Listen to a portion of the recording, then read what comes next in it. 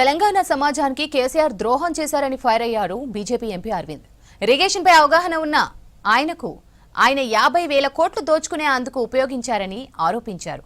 కేసీఆర్ మాటల్లో వైరాగ్యం తప్ప ఏమీ కనిపించలేదన్నారు. నిజామాబాద్ లో కొత్తగా ఎన్నికైన సర్పంచుల ఆత్మీయ సమ్మేళనంలో పాల్గొన్నారు ఎంపీ అరవింద్.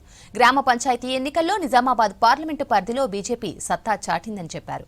మా భారతీయ జనతా పార్టీ సమయం బాగలేక మీరు ప్రభుత్వంలోకి ఎక్కిరు. సమయం మారుతా ఉంటది. ఏదో మా టైం మంచిగా లేక మా రాత మంచిగా లేక మీరు ఎక్కిరు.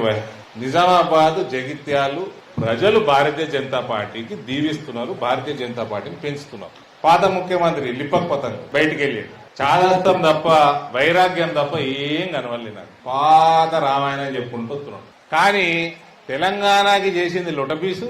ఆ ఇరిగేషన్ మీద ఆయనకు ఉన్న అవగాహన మొత్తం కుటుంబానికి 40-50 వేల కోట్లు సంపాదించేందుకు పనికొచ్చింది. ఆయన అంత పాపాత్ముడు కల్వకుంట్ల చంద్రశేఖర్, నమ్మక ద్రోహి, తెలంగాణ సమాజం యొక్క నమ్మక ద్రోహి.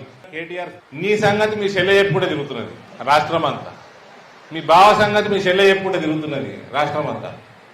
మీ అయ్య సంగతి కూడా ఎప్పుడే తిరుగుతున్నది. మొత్తం గ్రామ వ్యవస్థని నాశనం చేసి, ఆరోగ్య వ్యవస్థని నాశనం చేసి, విద్య, వైద్యం, వ్యవసాయం అన్నిటిని నాశనం చేసి, ఫైనల్ గా కూలిపోయే డ్యాములు కట్టి 1,00,000 కోట్లు నీటిపాలు చేసి అందులో 50,000 కోట్లు మింగి ఇవాళ వచ్చి సూక్తులు చెప్తాను.